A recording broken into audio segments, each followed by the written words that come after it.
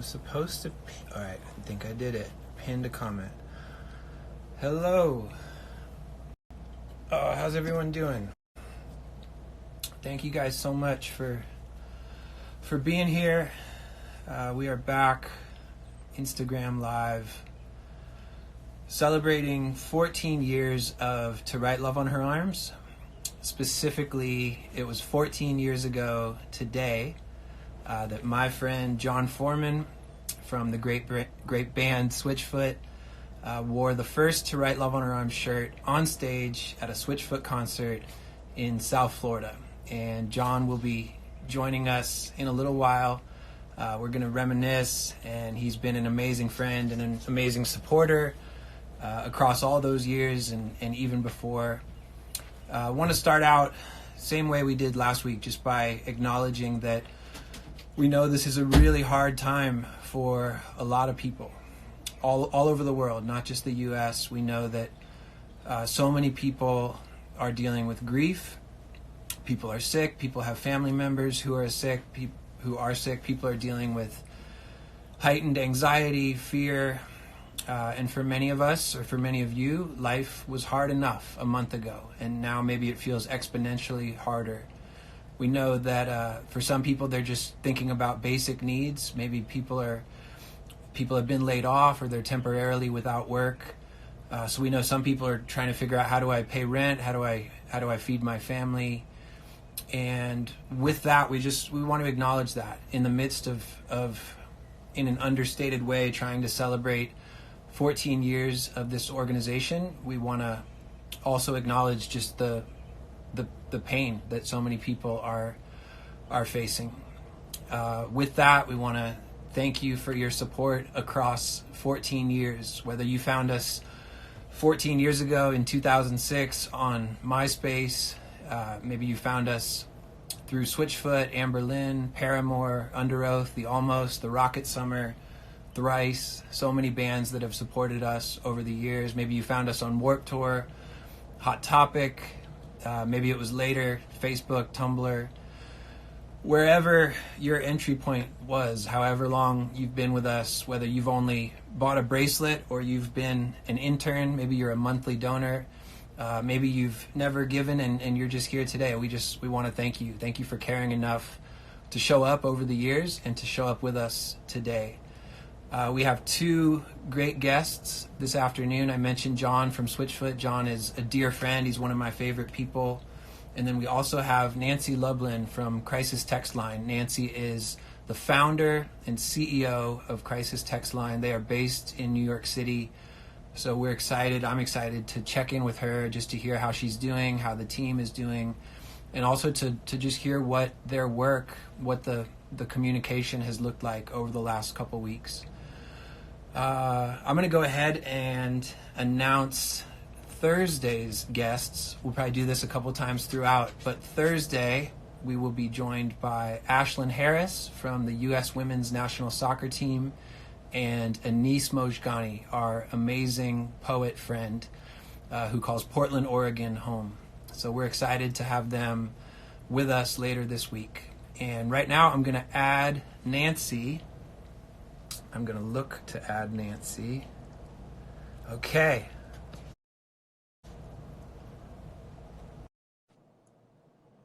Uh-oh. It says Crisis Text Line is unable to join.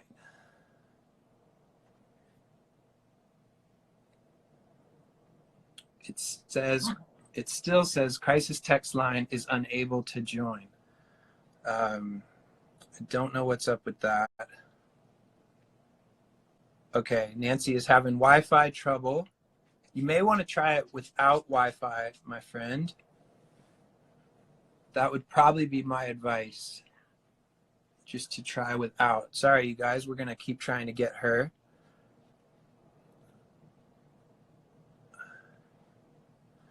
All right, so we're having trouble adding Nancy. And I just want to mention it's par for the course right now. We know that I touched on it. Life is hard for a lot of people, and everyone's doing their best. Everyone's doing their best. We're doing our best to figure out this technology. Miley Cyrus has been doing this 5 days a week, and she's been having trouble with Wi-Fi. So thank you for being patient while we do our best to add Nancy. I'm gonna try again. Okay.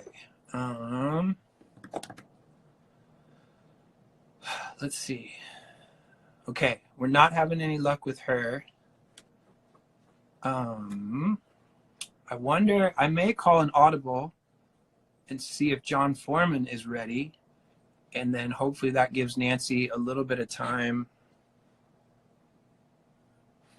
Sorry, I'm gonna try Nancy one more time.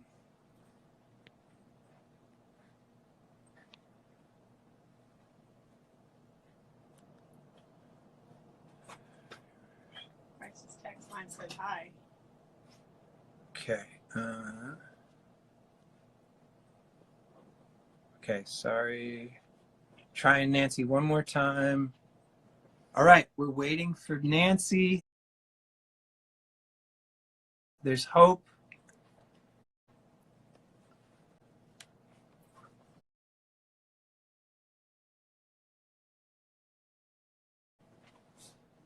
All right, she is connecting. Hi. Can you hear me? Can I hear you? Are you talking? Wait. I hear you. Can you guys hear Nancy? Yes, she is.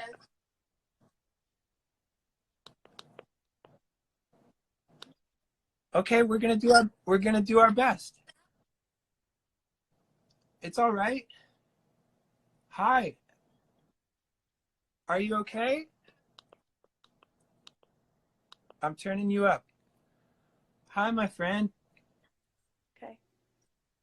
Hi. Oh, thank you. Where are you right now?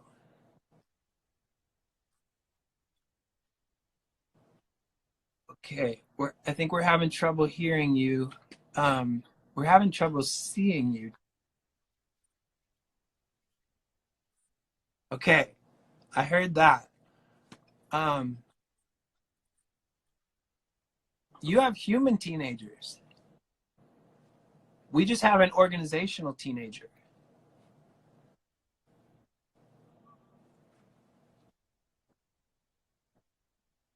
Hi, what's your name?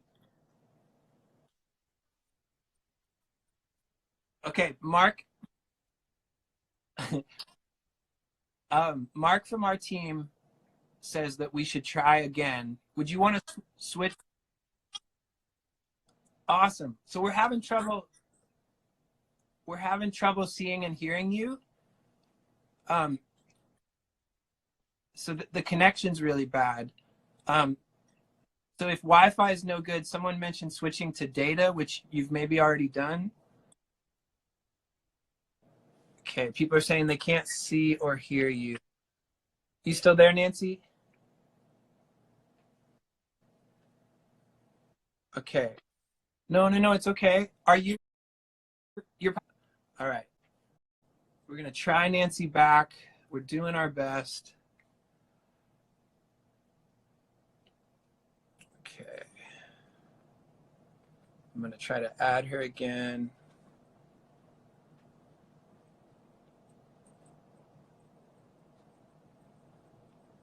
All right. Hey, and if you got one thing while I try to figure this out, if you guys want to just share where you are, where in the world, where in the country, my mom's going to turn the sound off on her phone. Oh, I thought I did. I feel like that's something really powerful just to see and hear where people are right now. And we're going to do our best to get Nancy back on.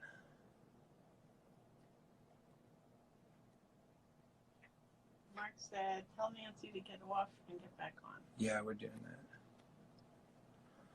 All right. Thank you guys so much for your patience.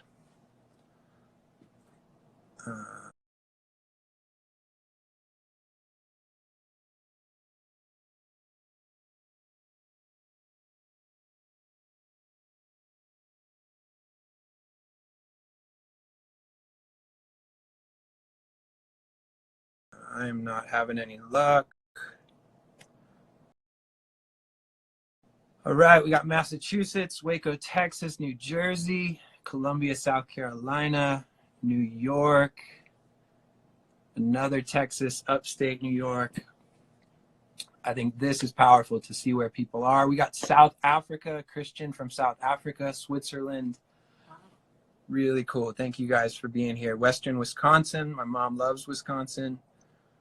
We're going to try Nancy. We're going to try her again. Okay. And I am sorry, you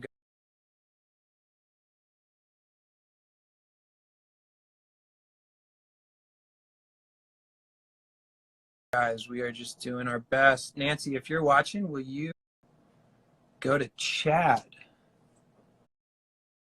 Okay, we're going to go to Chad. We're going to try Chad.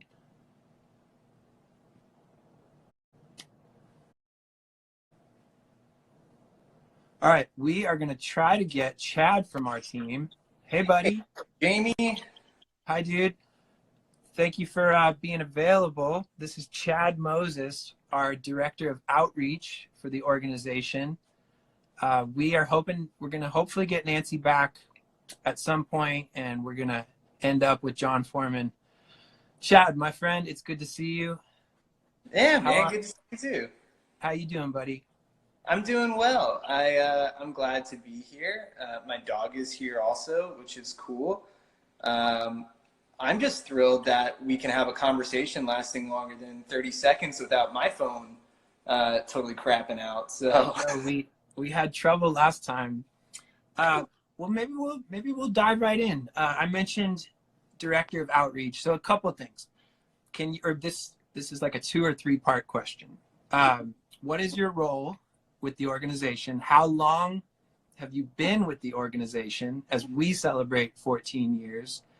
And in light of your role, what are you missing? I know how passionate you are, not only about this organization, but your place in it, connecting with people face to face. And so as you introduce yourself, I'd love to hear just kind of what you've been reflecting on and what you've been missing. Yeah, so we'll start with Director of Outreach. What does that mean? So my role with the organization is to try to find a way to put a face and to kind of put skin on what it is that Right Love does. So so often people become aware of us, or they connect with us. Oh, my dog just saw herself in the mirror. So often people become aware of us through our online activities, through social media, through just our blog or our website. And my goal is to translate whatever it is you believe to be true about us online, get that in front of your own face, find ways to meet people wherever it is that you do life, whether that's working on speaking events, whether that's working at music festivals, whether that's finding other ways just to be on the road and to meet people far away from our Florida office. I've been with the organization now it'll be 12 years at the end of May. Time flies, man. So it's been wild just being able to see this grow up. Not many people get to be part of, I can't say I was there at the ground level, but I'd say the mezzanine. So it was there pretty early, and it's been an honor just to grow up with this organization, to grow up with the people that have played such an important role in this organization as well. And what am I missing as far as oh, Annie, shush. What am I missing now, like in this age of COVID and social distancing?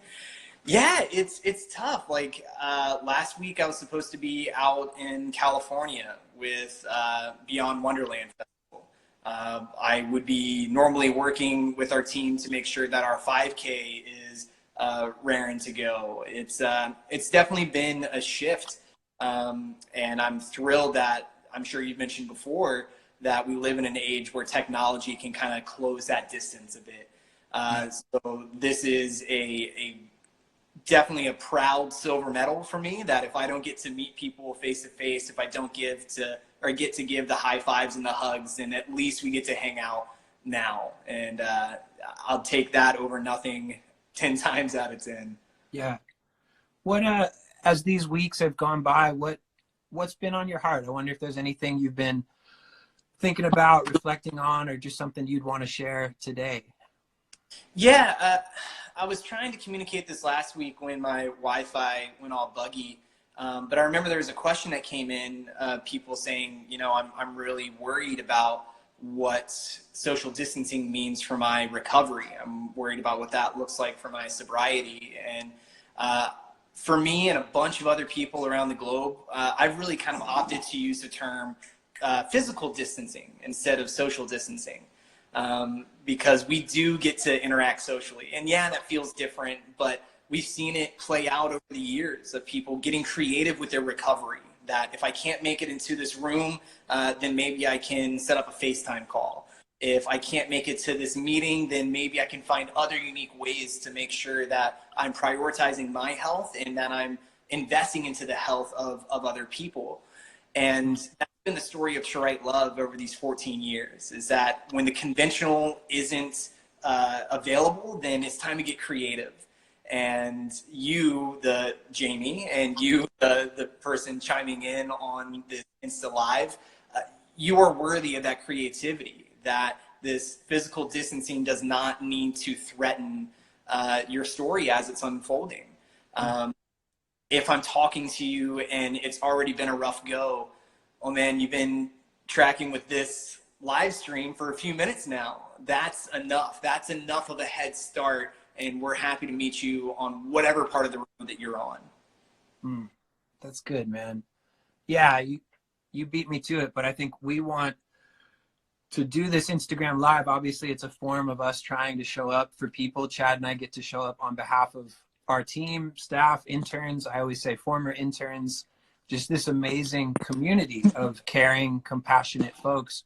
But we also want to do it as an example of what Chad said, where we can use technology. We still know and believe nothing beats face-to-face. Nothing beats a music festival, a meal, a cup of coffee together. But maybe this is the best we can do right now, is to use technology for FaceTime, for phone calls, for Instagram Lives, as Chad said, to get creative. And even beyond that, we want to point to professional help. We want to remind people that you can still reach out for help. We're trying to get Nancy on from Crisis Text Line. We point to her community, this incredible network of crisis counselors, literally every day. And these guys use technology. Most of them, maybe all of them, are working from home, and around the clock they are showing up for people and providing hope, providing help for people in really difficult, desperate moments. And so I love what you said there, Chad. We want to remind people, and I have seen that a little bit, and I love that you've adopted that, the idea that maybe social distancing is not the best name for it. We know that physically we're isolated, but we are still social creatures, and we still need people. And so I dig that. Well, man, is there anything else? I may try to find Nancy again before we get to Jon, but I wonder, what are you kind of most looking forward to, but when you get to hit the road again, and when we sort of go back to normal? I wonder what you're daydreaming about. Yeah, well, I mean, I think that's kind of the story of so much of my To Write Love experience, is that I live in waves.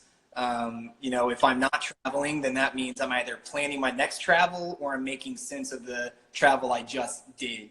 And so to that extent, nothing's really changed other than a few weeks and maybe even a couple months here and there. But man, I can't wait to see my friends again. I can't wait to see my buddy hold a guitar. I can't wait to see, merch with my friends. You know, I think so much of it is just that of being able to connect with my friends again. And that sounds like, you know, super softball, like, duh, we all can't wait to see our friends again. But I think for me, like, friendships are more than just professional relationships on the road. There are people that are tuning in to this live stream right now that I can't wait to see again. I've seen the names: Elizabeth, Kate, Shane, I see all you guys tracking, and I hope you know that as a team, we cannot wait to see how your story is continuing to unfold. So easy question, easy answer. It doesn't make the waiting easy, but for sure, we're gonna get back out there. Yeah. No, that's great, man. Well, thank you for hopping in. We said it before, but we're gonna come back to you over the days and weeks ahead. I love that you have a map, a really cool map behind you while you talk about. We are there. We are. But man, thank you for being with us. Man, thank you for almost 12 years. Yeah, May. Yeah. That's incredible. Wait, for people that are curious, will you share your kind of To Write Love origin story briefly? Yeah, so very briefly, I'm here at the organization because the words that we deal with, depression, addiction, self-injury, suicide, they're all a part of my story. They're chapters in my story, and I was able to survive some valleys with the help of friends that loved me despite the reasons I was giving them not to. And I learned about the organization as I was kind of getting my life back together, and I had a mentor who encouraged me, like, look, man, the only difference between shit and manure is purpose. It just depends on what you do with it, you know? That's so amazing. Yeah, man. It's like, are you going to burn it? Are you going to throw it away? Are you going to outrun it? Or are you going to allow growth to happen through it? So it was around that time that I learned about the organization, and I dove headfirst into it. That meant on spring break of my senior year of college, I drove down to Cocoa Beach because that's where I thought the organization was based. They weren't based there. They were based in Cocoa, different town. And my hope was to secure a job. And I left empty-handed, but still with a lot of hopes that I would one day be able to play into the story. So I applied to be an intern. I came down to be part of the very first intern program back in late May, early June of 2008. And I didn't leave. So I'm not an intern anymore, though. They don't let you stay for 12 years. Dude, I love that story so much that you were just so moved that you had to physically come find it. Didn't. And then you didn't give up. It's just amazing. And I feel like that just speaks to who you are and how much you care. So thank you, man. Thank you for being with us. Thanks for subbing in for Nancy. I'm going to let you go. I'm going to try to find her. But again, we'll talk to you soon. Love you, dude. Right on. All right. Oh, man. Love you back. Happy birthday to Right Love. See you soon. Thank you, Chad. Okay. We are going to see if we can get Nancy back on.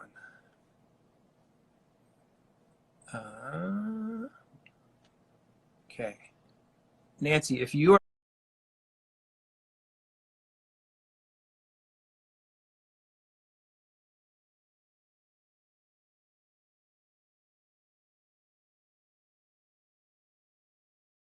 watching and you can request to be on, that would be amazing. Thank you to Chad Moses for joining us. If you didn't figure it out, Chad is a special guy, amazing heart. Nobody has spent more time on the road on behalf of our organization, just weeks and weeks and what adds up to months and years, just bringing hope and help to people, setting up tents, interacting with folks at festivals, bands, crew members.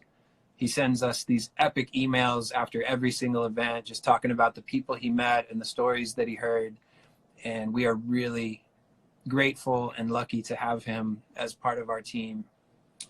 So Sabrina is a crisis text line volunteer. Thank you for the work that you do. So I promise at some point we will get Nancy on. It may not be today, but obviously we're going to keep coming back. We love crisis text line. We love the staff and this incredible network. I believe it's close to 3,000 or maybe over 3,000 trained crisis counselors that are all across the US. For those of you who don't know, Crisis Text Line is now active in Canada and the UK. And I do want to invite you, you can ask questions throughout. There's a little question mark icon. For me, it's the bottom of the screen. I believe it's next to the comment box. So if you have a question for me or for Jon Foreman, we are going to get to a couple of those later. Let me just look real quick. Oh, no, we don't want that. Okay, so now I'm going to ask if Switchfoot is out there, if Mr. Jon Foreman could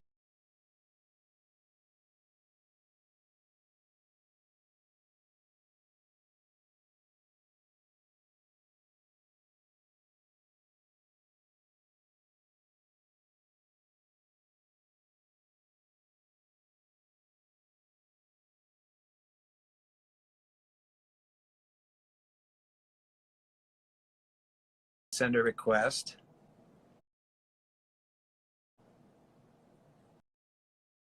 Texted John, we're going to try to get him. I'm going to look for a question in the meantime.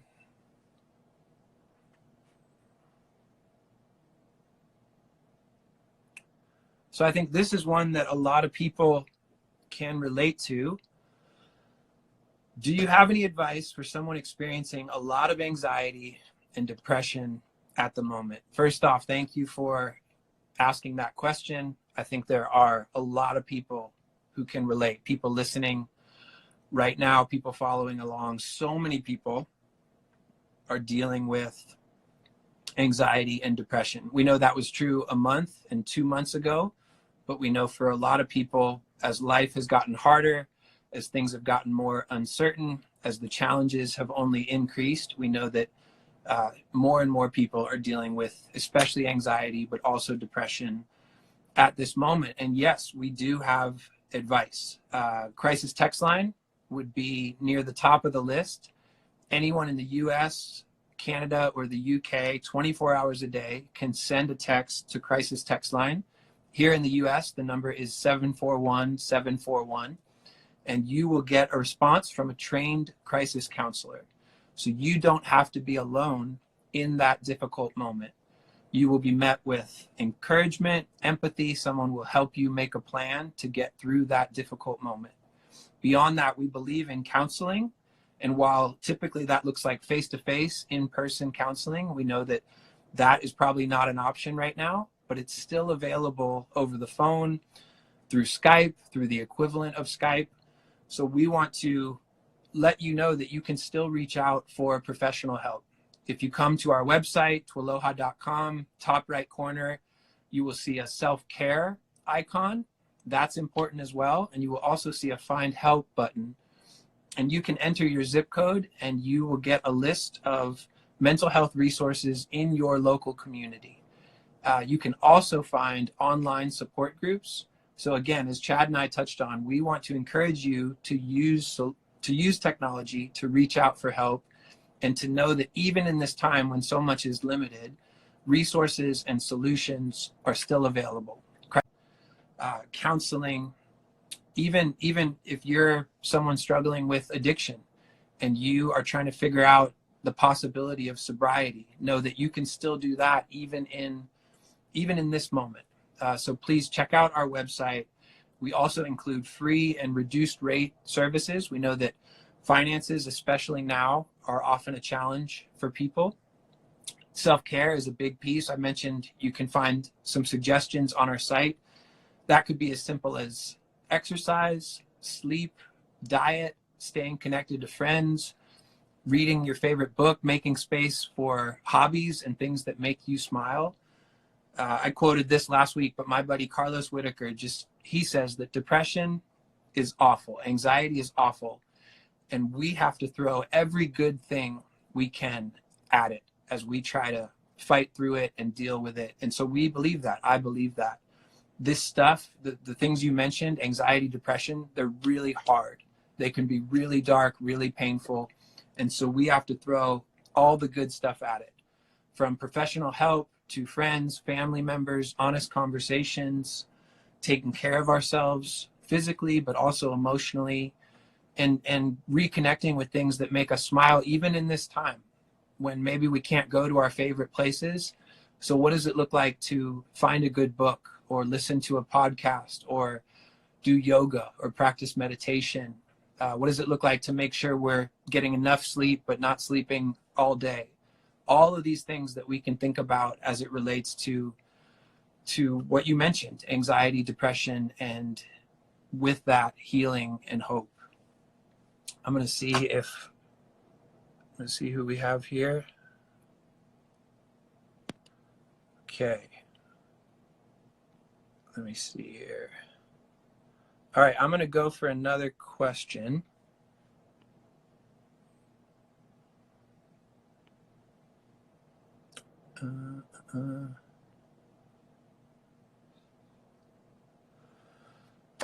How do you manage living with a family that is not supportive?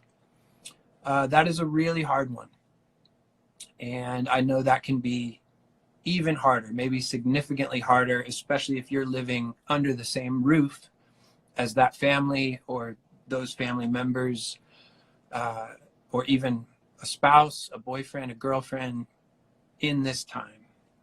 So what I want to touch on is that we can't control who gets it. We can't control who responds well to our struggles. We can't control who is empathetic and understanding as it relates to our mental health.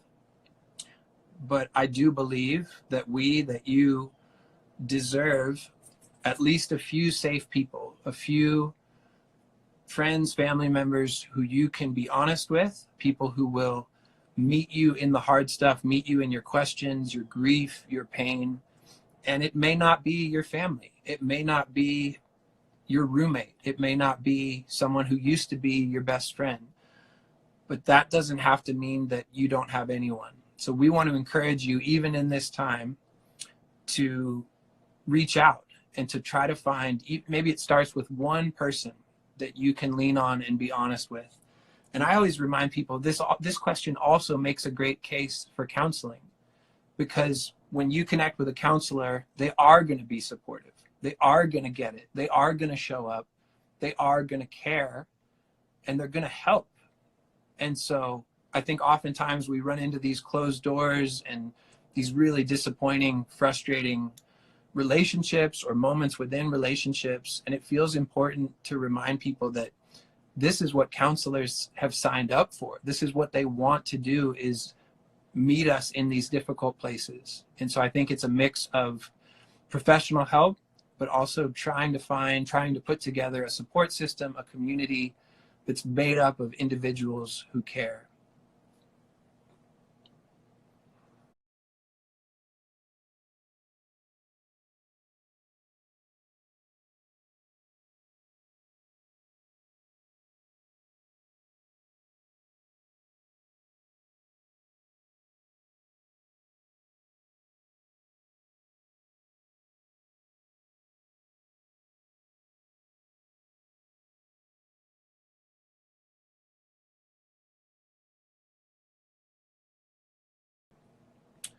You guys, I am going to call Jon. All right, guys, I'm going to try to get Jon back.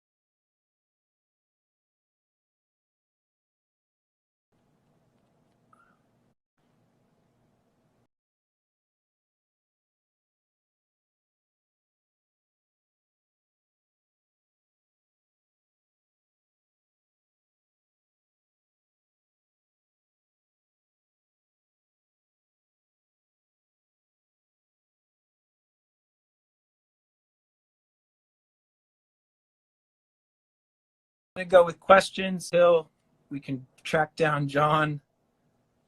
What else we got? Okay.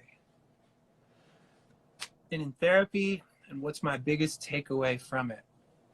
So I tend to tell people I've had 3 different seasons. For me, the first 2 of those were in the midst or on the heels of a breakup. And the last one, which Lynn, was not about a breakup, excuse me. And so those have been extended periods, each one, whether it was a year or 2 or and I am so thankful for my current counselor. And my biggest takeaway, that's a good question.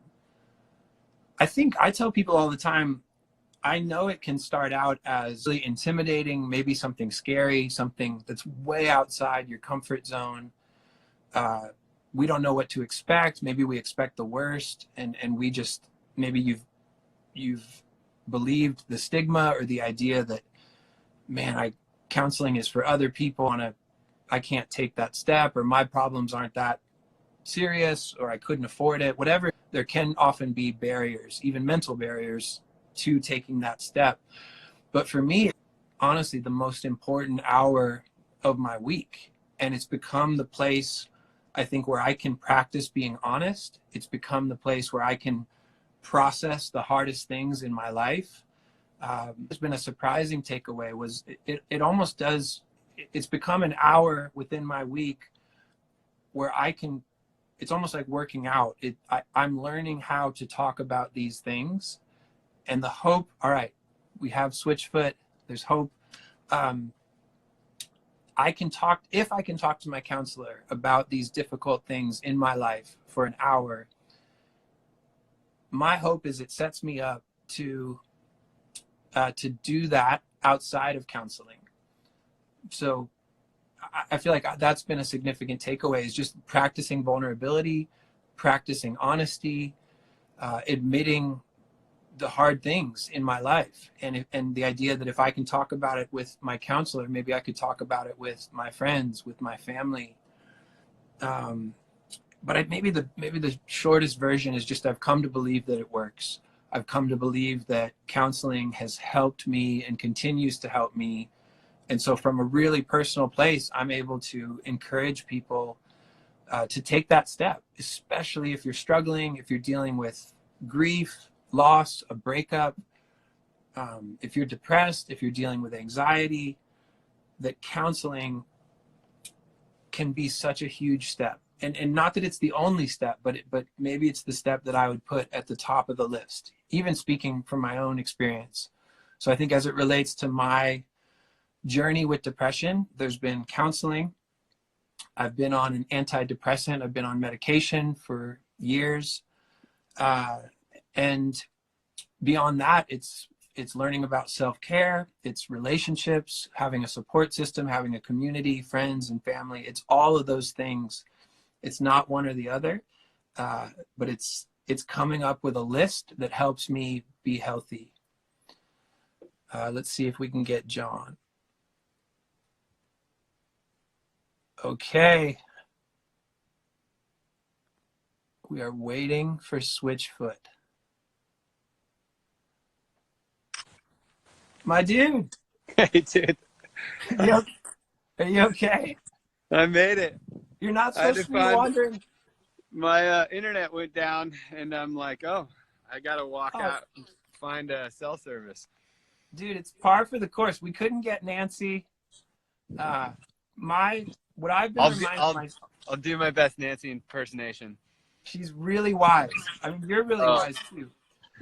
I'm not sure. Man, thank you for being here. Can you hear me all right? I can hear you. Can you hear me okay? Yeah. It is pretty in San Diego. Apparently it's nice. Yeah. You should move there. Man, thank you for figuring it out. Thank you for being with us. We got someone from India right now. We got Argentina. Argentina. Have you guys played Argentina? We have. I almost died in Argentina. What? it would have been a beautiful death, but I went crowd surfing and I didn't think I'd ever make it back to the stage. So I'm glad you're here. I'm glad you're alive and yeah, back with your family. true story. Bobby, whom you know and love, I see this hand reaching down from like the third story, because I crowd surfed and they brought me to the second story, and then I see this hand come down from the third story and reach me up. And Oh, I think he froze. All right, we lost you. It was a cliffhanger, but you're back. so I'm here. So that's my story of Argentina. Did you end up on the third story? Yeah, and then somehow I made it back to stage. And we got Chile there too. Never played Chile. Dude, we have to add that to the list of physical distancing. Is no crowd surfing in this time. Yes. Yeah, I've actually been thinking about that. Like, music is one of my favorite things, and I cannot stay on stage during a show. So like high fives, hugs, all this stuff's off limits, you know. So I'm gonna have to learn how to play music all over again. Yeah. Well, with that, we'll bounce around. I have a couple things I want to talk to you about, but you've been playing a song a day. You've been sharing a song a day from Switchfoot's Instagram. How long has it been now? A couple weeks, I think. Yeah. Yeah. It feels like a lot longer than that, I'm sure, for everyone who's been home. Has it only been a couple weeks, right? Yeah. I'm having trouble with her name, but someone's from Vero Beach, and you and I have hung out in Vero Beach. Oh yeah. I've seen you there a couple of times. But what has I guess what have the last couple of weeks been like for you, and also what has sharing those songs meant to be able to do that in the midst of it? Maybe the feedback you've seen. I wonder with that how you're doing. Yeah, so I think before I talk about my own experience, I first want to just point out that we're all coming at this from a different place. You know, everyone's experiencing this radically different. People in northern Italy's experience is radically different than mine. My friend who works in a hospital in New York City, her experience is radically different than mine.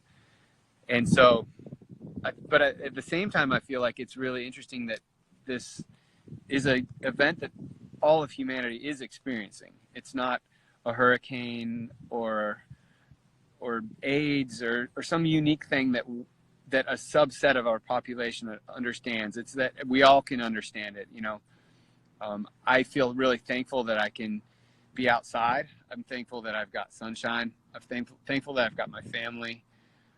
But I just want to send a shout out to, you know, everyone in the hospitals, the doctors, the Amazon workers that are still giving us, you know, what we need every day.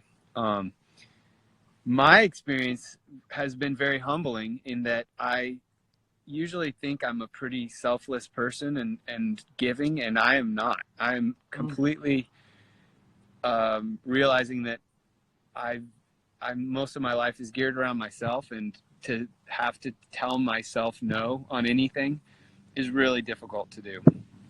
And so that's been my experience at home. Humbling, humiliating from time to time, but at the same time, I'm thankful to have my family. I'm thankful to have my wife, my daughter, my son, and my guitar. You know, I think it's caused me to be more thankful about the things that I do have. Yeah. Has it been special to kind of this process of choosing a song every day, playing a song, being able to share that? What has that been like? Yeah, so music for me, live music especially, has always been a thing that has allowed me to I want to use the word embrace rather than escape. I think it's a way to embrace the world the way it is, and the communal expression of music, being in the same room singing together, is probably more primal than even speaking. Like that, you know, all the great tales of, you know, the Odyssey, the Iliad, the poetry that we have, a lot of it, maybe poetry is earlier and comes before prose, you know, and I think for me that's certainly the case. And so to take away the live communal expression of song feels like, I'm sure for all of us, feels really difficult. So this is my attempt to lean back into that and to say, okay, I know I'm just in a room by myself with a guitar, but I'm going to know that there's other people on the other end of the glass. Yeah. Oh man. What's it been like choosing what song to play every day? That's been completely random. Yeah. Pretty much just whatever song I've been in the mood for, you know. And I've been reading people what they want to hear, and sometimes that's exactly what I want to play, and other times sometimes that's a great place to start. But I think I do these things live where I'll have people write down their requests and on a piece of paper at the front of the stage, and that's kind of felt a little bit more like this, like, I don't know, what do you want to hear? Let's do that one. Yeah, kind of the maybe the after show vibe as well. Yeah, exactly. One thing I've been trying to ask everyone as we've done these, maybe two parts. What has self-care looked like? What has being healthy or remotely healthy looked like? And then maybe just kind of what have you been thinking about? What have you been reflecting on? As you said, we all have such different experiences right now. We're dealing with the same issue, but around the world, city to city, family to family, we know that some people are dealing with grief. Some people are dealing with the sickness. Other people are bored. Other people are anxious. Yeah. And so I just wonder what kind of, maybe what those things have looked like for you. Yeah. I think for me, I go through periods of certainly being anxious. I'm in pretty good health, but I fear for, I think everyone would be, a little concerned of something like this. I think my biggest fears are for the people around me, the people that I love. I'm usually pretty fine with getting a cold, but I hate to see other people suffer. And so, I think I hope at the other end of this that I'm still, that my tribe is still intact. I think that is my hope. You never want to see anyone lose their life, or sick or ill or any of those things. But when it happens close to home, that's the fear. I think for me, the self-care element is trying to find times to meditate, to pray, to get alone. I think it's odd that social distancing means we're still reaching out to each other, with phones and things like that. Trying to be intentional with technology, making a personal phone call rather than just browsing the internet. Yeah, I think that's important for me. And then being intentional, turning the phone off and shutting everything down and being human. My friend he's Jewish, and he, one day a week, he turns everything off. And we were talking about this discipline the other day, and he was saying that's the only day of the week that he's truly human. And I like that. It reminds me that the phone isn't actually a part of my humanity, that humanity and I exist outside of it. Yeah. And so that's helpful to remind myself when it feels like an extension of my arm sometimes. Yeah. No, that's good, man. Is it okay if we take a question or two? Absolutely. All right, I'm going to see what we have. Well, actually, hang on. I forgot. I missed a key element to this whole thing, which is that 14 years ago, you guys had a show, Switchfoot had a show at Florida Atlantic University. 2006 was a big year for you guys. So you were about to play to lots of people. I had this box of T-shirts, and I had just told you about trying to help a new friend. And so 14 years ago, you wore the first "To Write Love on Her Arms" shirt. That's And, right. I you still could have not... it on to this day. Actually, for Dion from Amberlin, that may be true. He wore it for like a year. It's a good But shirt. no, obviously, we love the timing of being able to talk to you and, you know, reminisce. And you and I, our friendship, a lot of people assume our friendship started there, but we were friends for years before that. True. So, and I actually, I feel like I didn't know this right away, but I feel like I've heard you say that that was actually a hard day or a strange day for you guys, right? Pretty sure that was the day we got dropped.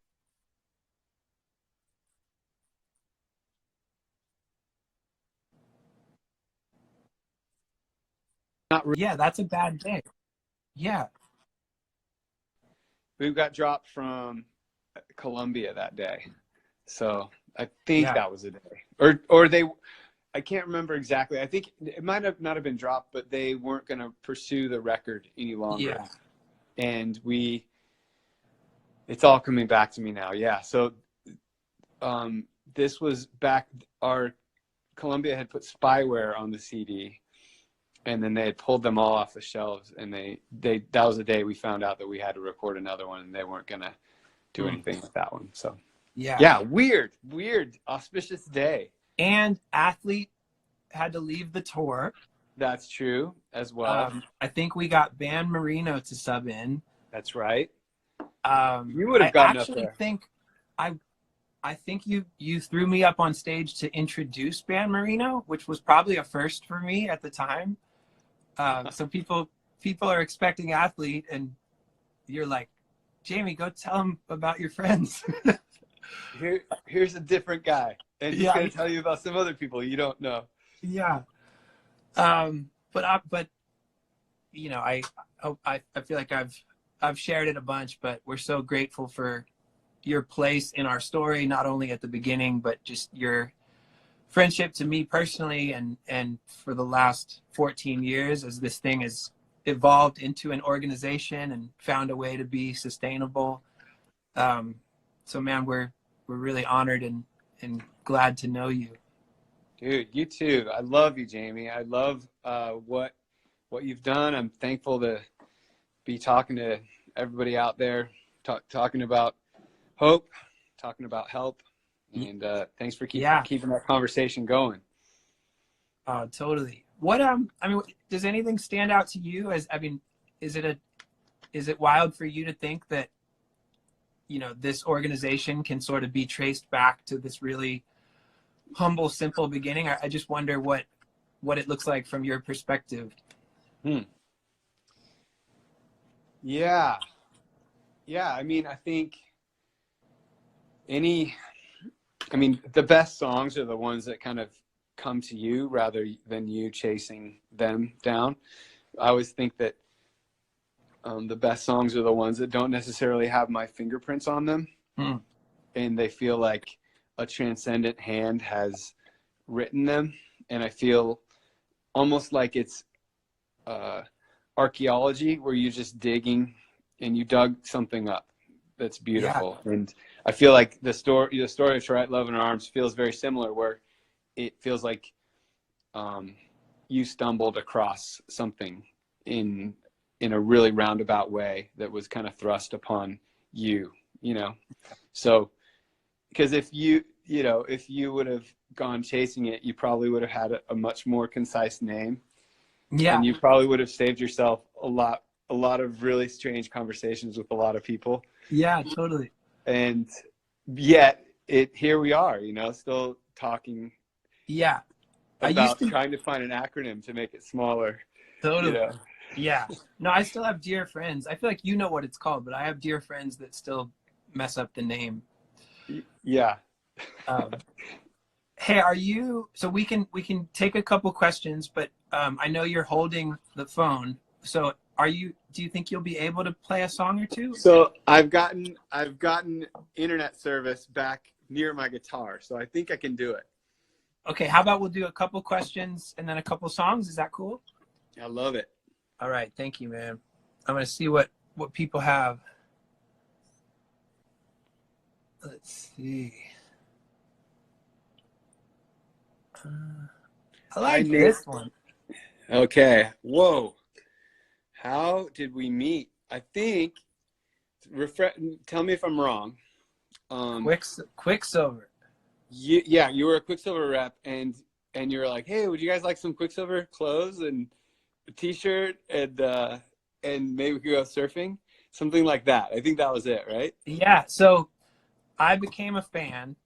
I was like the lowest man on the totem pole. I was a sub rep for Quicksilver. I was probably 19 years old, and I basically showed up at your show with this proposal that like I had no authority to create. But just like all these ideas for what a partnership could look like. But like it was just me, like in my head. Yes. And then I feel like, and it did happen. You guys, I remember eventually you came to the warehouse in California, but I think we just became fast friends. I remember, yeah, you guys had this club show in Tampa. I don't even know, close to 2000 or 2001 or two. I don't even think you were married yet. Yep. And so, yeah, so then I just feel like Quicksilver was sort of technically where it started, but I joke that it started with free clothes, and then eventually I didn't have to provide free clothes, and now there are still free clothes involved, which is yes, yeah. But it's not like the plot; it's like a tiny subplot. It's never been the plot. Yeah. So that's my take. I like that. No, I remember that, and I think the first show that we met you at, we had driven like 13 hours to get down to Florida, and Chad, if I'm not mistaken, it was the one where he fell asleep during a slow song where he's supposed to come in, like it might have been Dare to Move or something, where he's supposed to come in big at the chorus and he never came in. I looked back and he was asleep because he had been driving all night. So I think that was the show. Definitely in Florida. Oh my gosh. Yeah. All right, I'm gonna see what else they got for us. Okay. Oh, someone asked what I'm drinking. I'm drinking water. Let's see.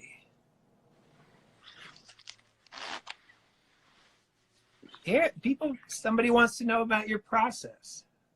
Okay. Yeah.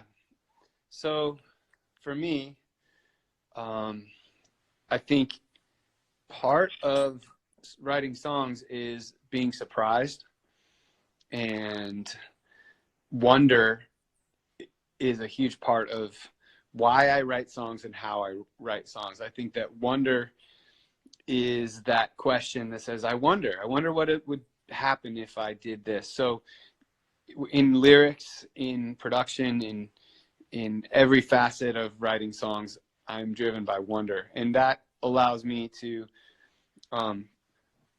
it forces me to never choose the same path, because usually the same path is not driven by wonder, but by, oh, this worked, this was efficient. And so it's a very inefficient way to do things, but I try and start with different places. Whether it's lyrics or a chorus or a verse or whatever it is. I think there's two voices that you need for any creative endeavor. There's the voice of the child, the wonder, and then there's the voice of like the cynic or the critic. And those are the two voices that you kind of negotiate between when you're writing a song. So last one, I saw this one. A few people asked versions of this, but have you been writing songs? We know you've been sharing songs once a day, but have you been writing? Have you been moved to write over the last few weeks?